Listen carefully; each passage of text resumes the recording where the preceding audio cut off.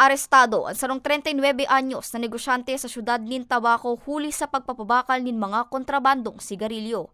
Alas 10:50 kaining nakaaging Domingo, Nobyembre 10, kandakopon kan otoridad ang sospek na si Hashim Kauna sa pigrugaring kaining tindahan sa poblasyon Tabaco City. Nakumpiskar sa posisyon kaini ang 240,000 pesos na kantidad din mga kontrabandong sigarilyo. Sigun kay Police Captain Jonathan Pastores, ang Station Chief kan Albay Maritime Police Station, nadakop ang sospek makalihis na mapabakalan kaininin sarong rim nin peking sigarilyo na nagkakantidad din 500 pesos ang sa indang pag-iriba na nagsirbing pusher buyer.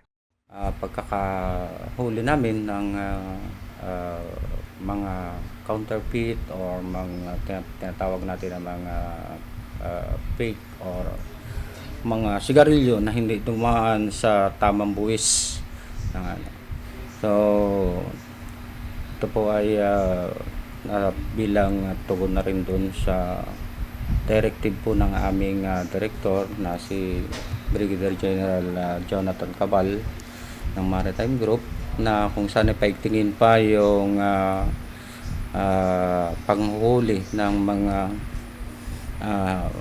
kontrabando o ng mga goods or sigarilyo na kung saan ay hindi dumaan sa tamang proseso, hindi dumaan sa buwis ng Pilipinas.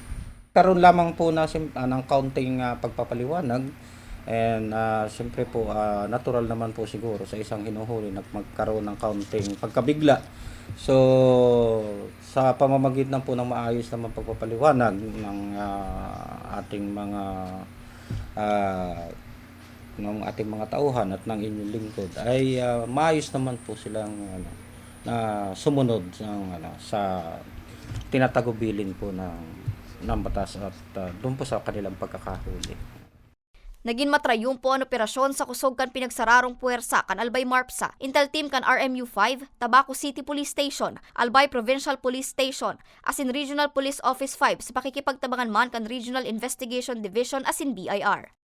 Dalawang pagkakataon o dalawang lugar na aming pinanghulihan. Yung isa po ay nagkakalaga ng mahigit na 200,000 at yung isa naman po ay nagkakahalaga ng mahigit na 2 milyon piso na halaga ng mga sigarilyo na kung saan ay hindi dumaan sa tamang buwis o tinatawag po natin na smuggled cigarettes. Ang lead ng o yung tropa namin na nasa headquarters, yung sa RMU at saka yung dito. And actually pares naman siyang maritime yan lang pinagsabay kasi namin kasi kapag uunahin namin yung isa, yung bawa yung maliit, may iwan yung malaki, matitimbrihan yung kasi iisa sila.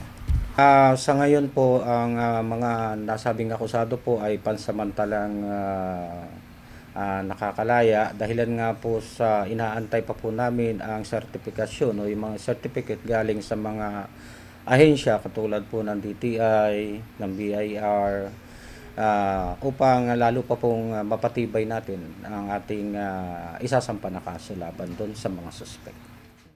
Nahampang ang akusado sa kasong pagbalgar sa Sections 254 asin 263 kan Republic Act 8424 asin pagbalgar sa Section 7 asin 8 kan RA 10643. Magigirumduman ang puwera kay Kauna sa parehong syudad asin Aldao. Sa rupang negosyante ang dinakop kan operatiba huli sa pagpapabakal din mga kontrabandong sigarilyo na nagpakol sa 12 milyones pesos ang total na kantidad. Para sa mga baretang Tatak Bicol, Angeline Dagta.